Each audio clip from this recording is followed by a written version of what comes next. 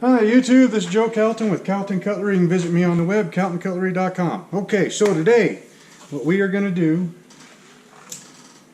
is we are going to take this new, or begin anyways, we're going to take this old, well, it's an old school. I don't think it's one of the very first versions of the gerber multiplier, but it is, you know, thereabouts in that same era. It doesn't have like the little locks on the back. This one actually does have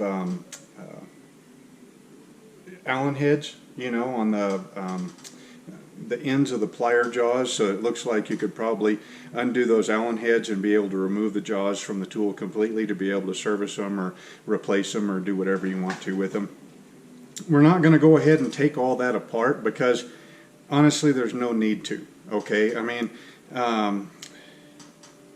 I'm not really a big fan of taking stuff apart unless you need to. So, I mean, one of the great things about these tools is that, you hear that?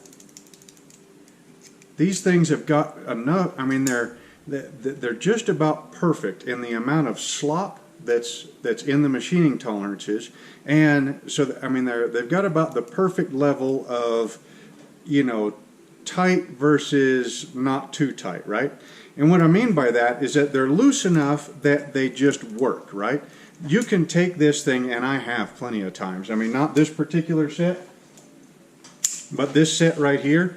This set has lived in the side pocket of my bibs for the last 15 years, okay? And, you know, when I was doing an awful lot of handymanning, working on mobile homes, you know, especially doing an awful lot of plumbing. An awful lot of that plumbing was spent during the cold, and we get cold here. You know, I mean, last year, I think we only got down to like -22, and that was only for like a couple of days, and once, if I remember right, because I was really worried about the nectarine trees that I planted.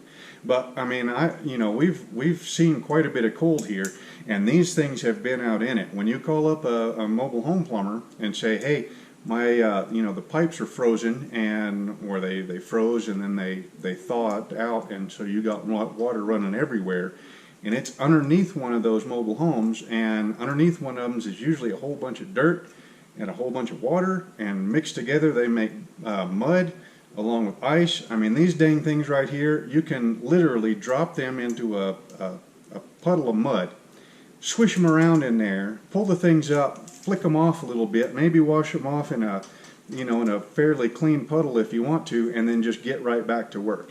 So that's what I mean by they're tight enough tolerances to work, but they're loose enough tolerances to where they will work pretty much in anything that you want to throw at them. I can tell you that when they get really oily, they get slick and they're hard to hold on to. When you've got a cut on your hand, or you're you know, dressing out an animal or something like that, like maybe using the pliers to take out elk ivories or something like that, when they get bloody, honestly, the trick to working with bloody tools, all right, is blood sets up, okay? It sets up and it gets tacky. So if your hands or your tools are covered in blood, set the tool down, all right? Wave your hand around a little bit, get some airflow going over that blood that's on your hand, let it tack up, then grab it, and then you'll be able to go back to work, and gripping your tool won't be a problem anymore, okay?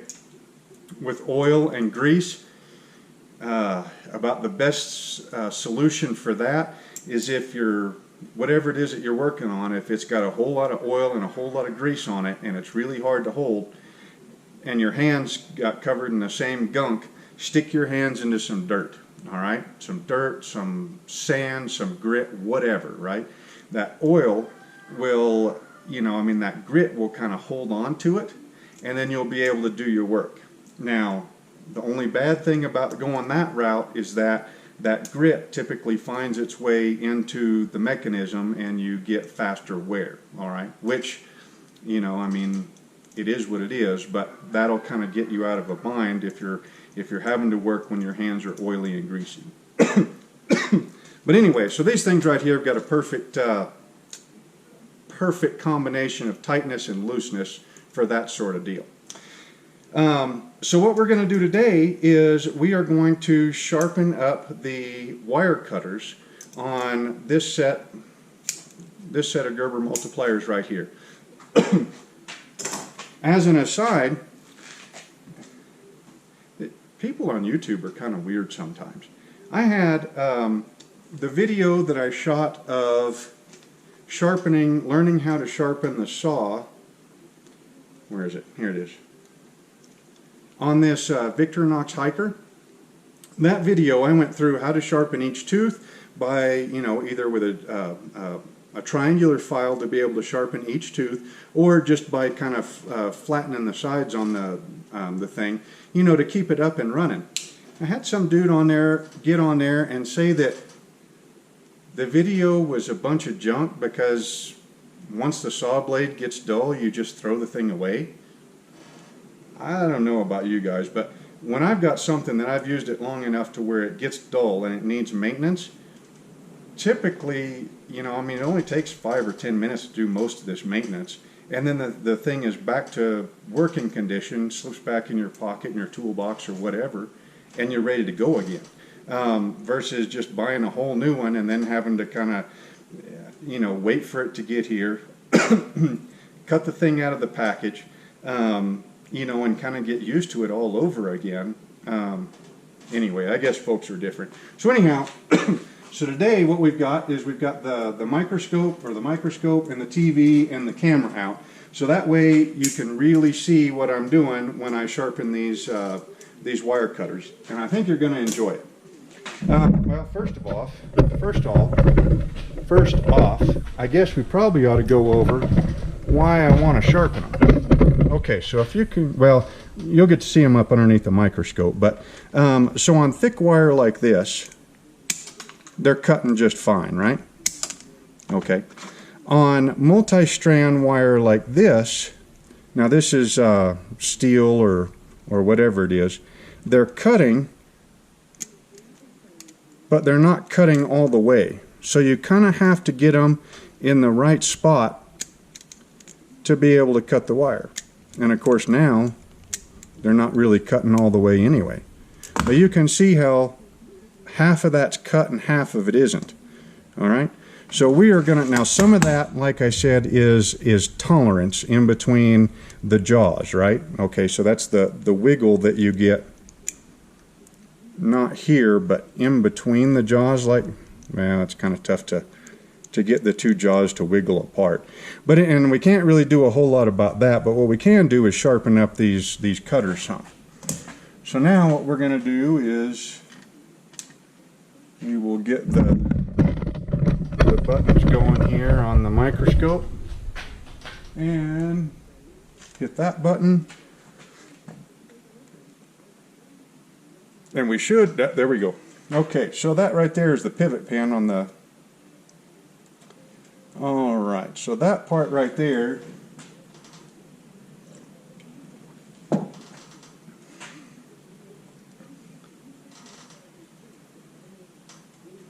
okay, so I'm kind of hoping that we're zoomed out enough so that you can kind of tell what we're looking at here, but not be, we don't really need to take like a microscopic look at this. This is just a little bit, so it's a little bit easier to see what I'm doing. So what you're looking at here, this whole screen here, is just this side of this cutting edge. Okay, so this is the flat side.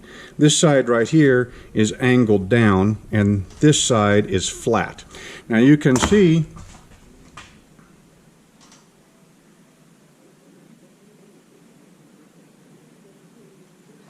okay, you see this nastiness right here?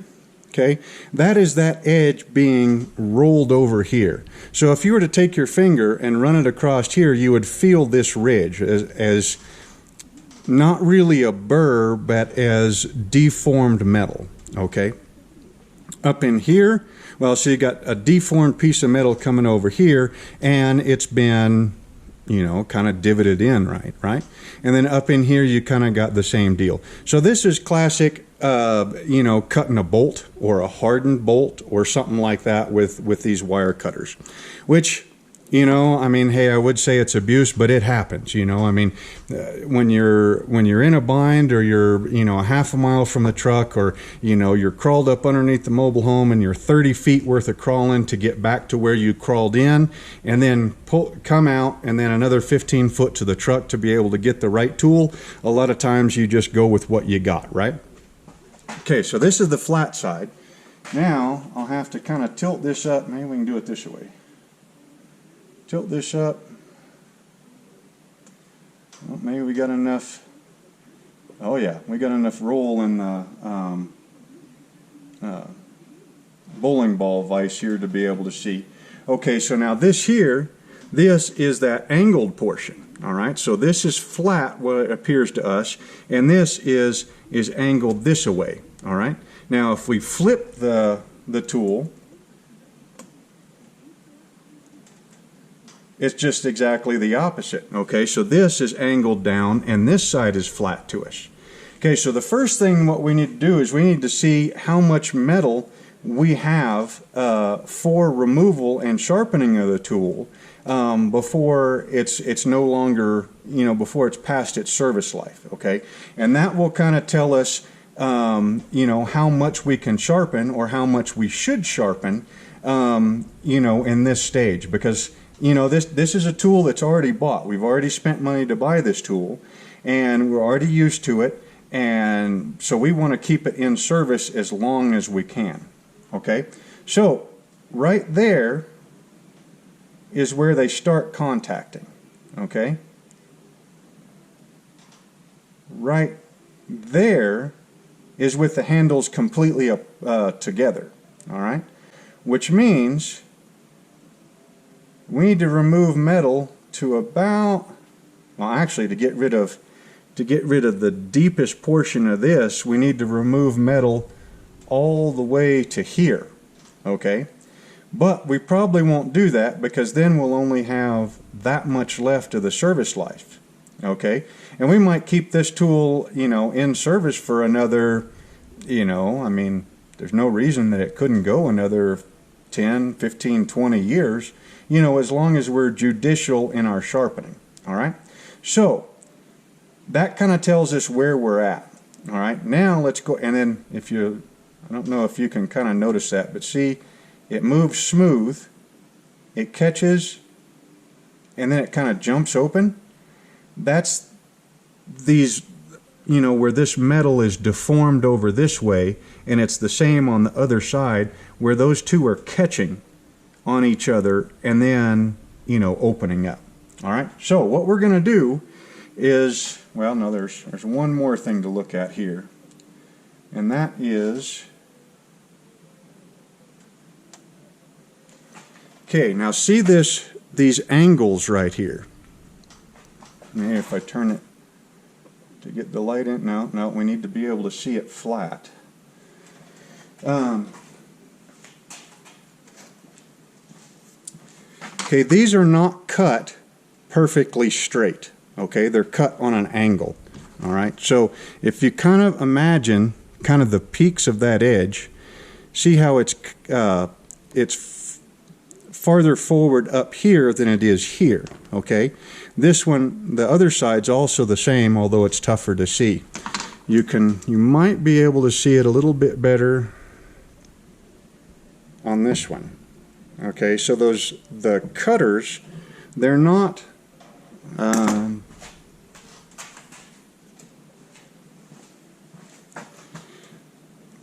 straight like this one. Okay, they're actually opposite, to where it would be like this and this were you know, crossing. Okay, and what they're doing there is, with those angles like that, the second you put something in there, as you go to close it, it captures it and pushes it down towards the point of most leverage. Okay, so if you were to take regular cutters and you were to put something up here and cut it, it'll feel a whole lot tougher than if you were to put it way down in here and cut it. Here you've got way more leverage than up here. So these jaws are angled to push everything down towards the center where you've got more leverage. Okay? So what we're going to do is we are going to, now when we sharpen these, we are only going to sharpen the beveled side, okay? We are not going to sharpen the flat side, okay? The reason for that is because wire cutters are an awful lot like scissors, and the fact that they cut on a shearing motion and a pinching motion at the same time. If you put another bevel on the flat side, you start canceling that out and it doesn't work very well, okay? So all we're going to do is we're going to take this section right here,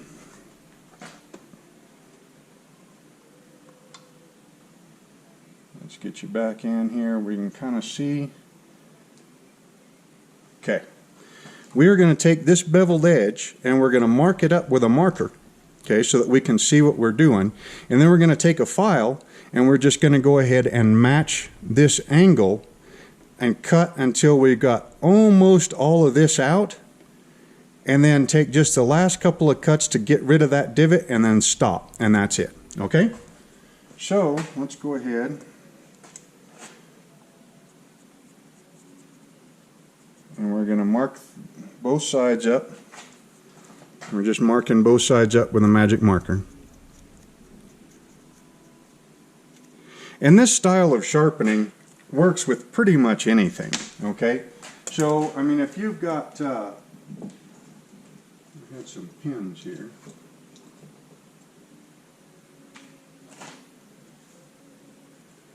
If you've got something that you have never sharpened before, and you need to sharpen it,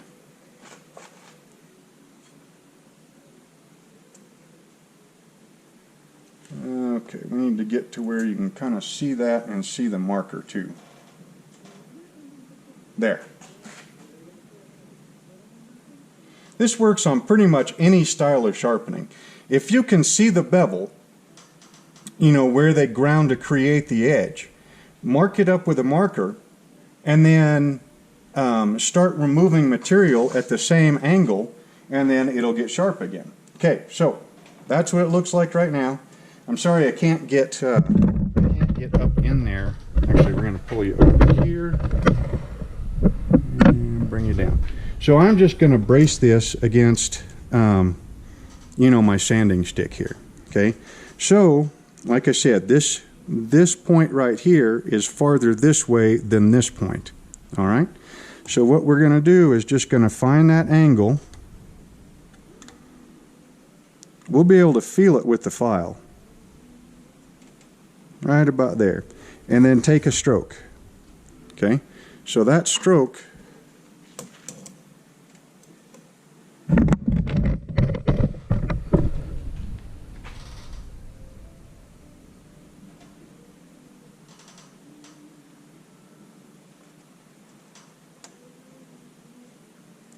see how that stroke just took off the top and not the bottom? So what that means is that I need to take my file and lay it down a little bit more to be able to get the entire surface in one stroke.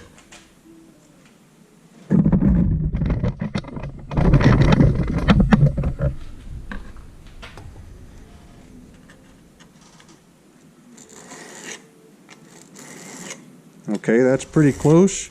So I'm just going to take a couple of strokes.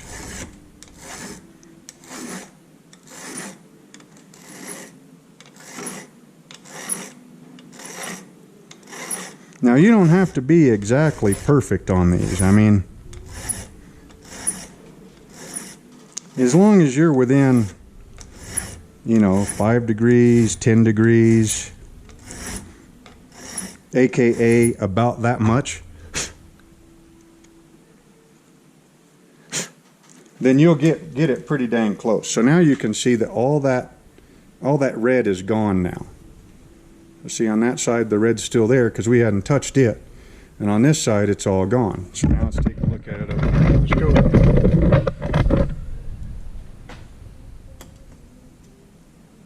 There's the jaws. There.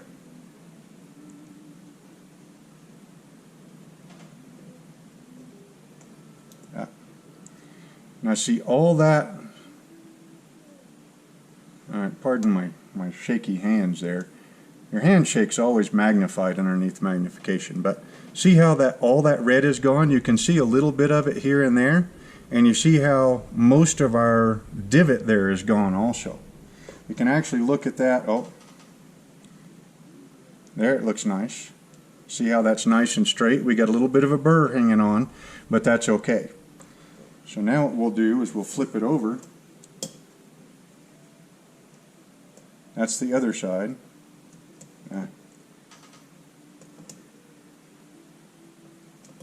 Where are we at? There. So that's the inside of the flat portion.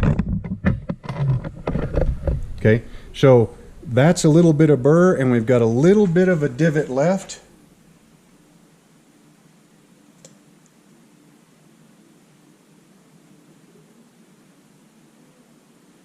There. We've got a little bit left, so maybe another couple of strokes will be all it'll take to take that off of it.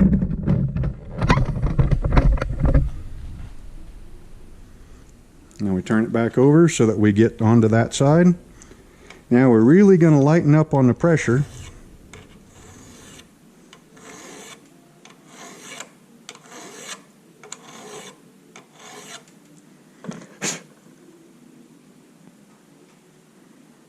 Just a little bit left maybe. Now at this point of the game, it's kind of important to knock the trash out of your file.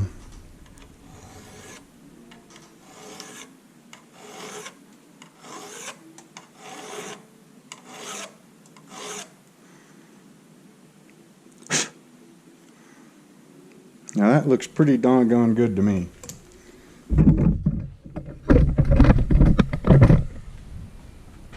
We need to flip it to see that back side of it.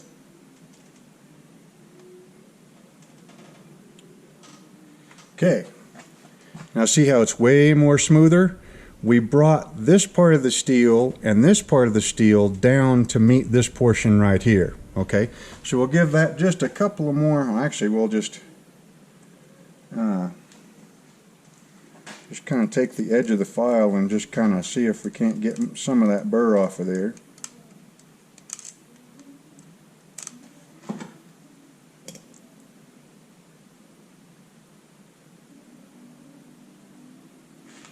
Yep.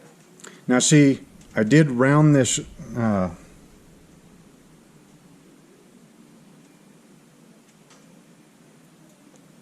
come it's looking different?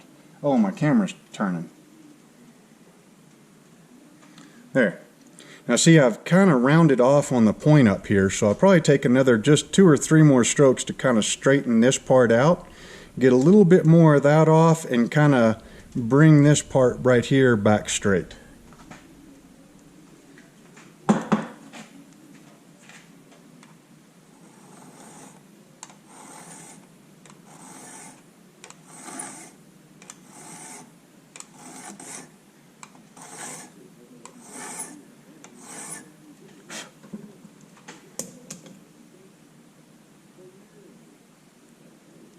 There we go.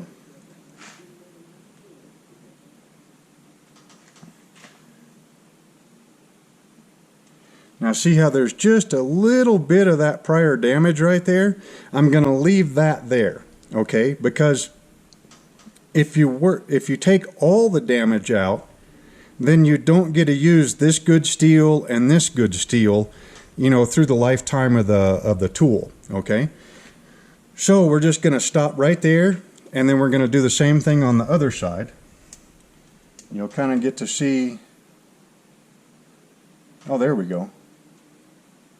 Remember how that side looked like that. Now when they go to close,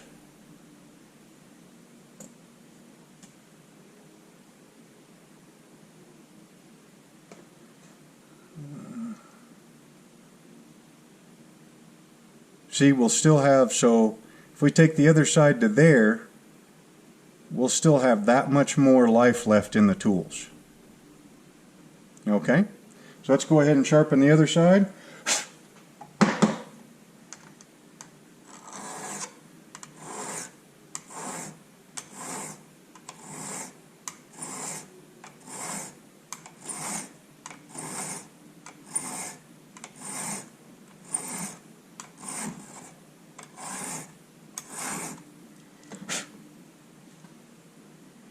I didn't count how many strokes that took, but it wasn't very many. Now, see, I did a better job. You guys weren't watching me on that one. There's a little bit of damage here left, but not very much, and the rest of this is all nice and straight now. Now when we go to make our cut, maybe we need to be flatter here. And I swear that light's as bright as it can. Well, maybe if I hold a flashlight on there.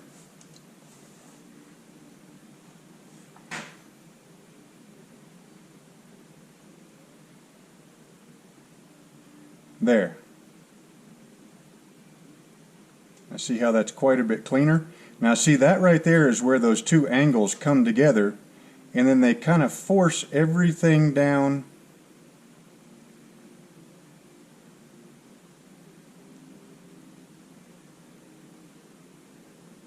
Right there. See how they kind of force everything down here to the bottom, and then it would get cut. Okay?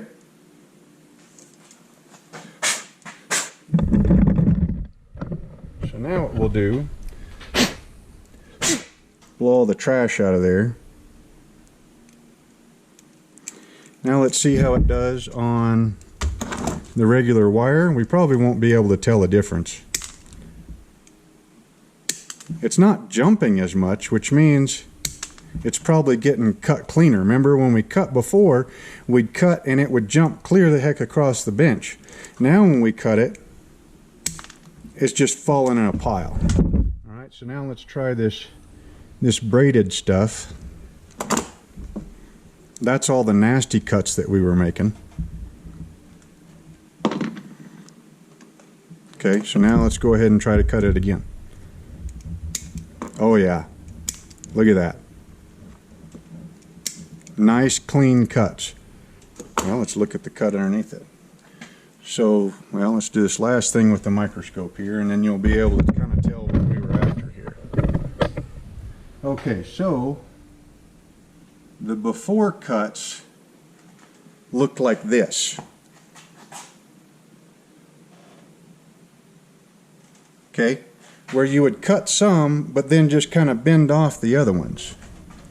Now compare that to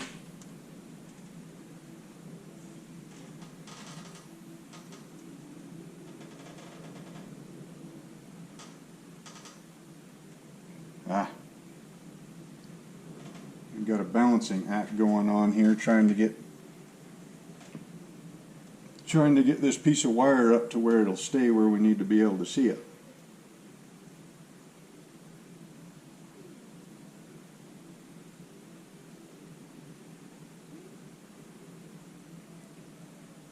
That's the new cut. That's the old cut. Ah, dang it. This camera's got the timeout thing on it.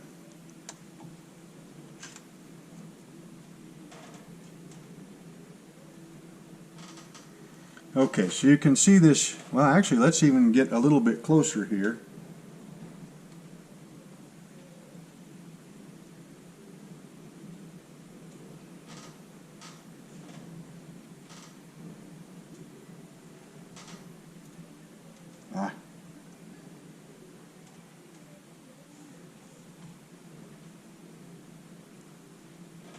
Okay, so that is the old cut. Now see how it's kind of, you know, it's I mean, it's sheared, but then there's a whole bunch left up in here, and this part right here got pinched, but it never got cut.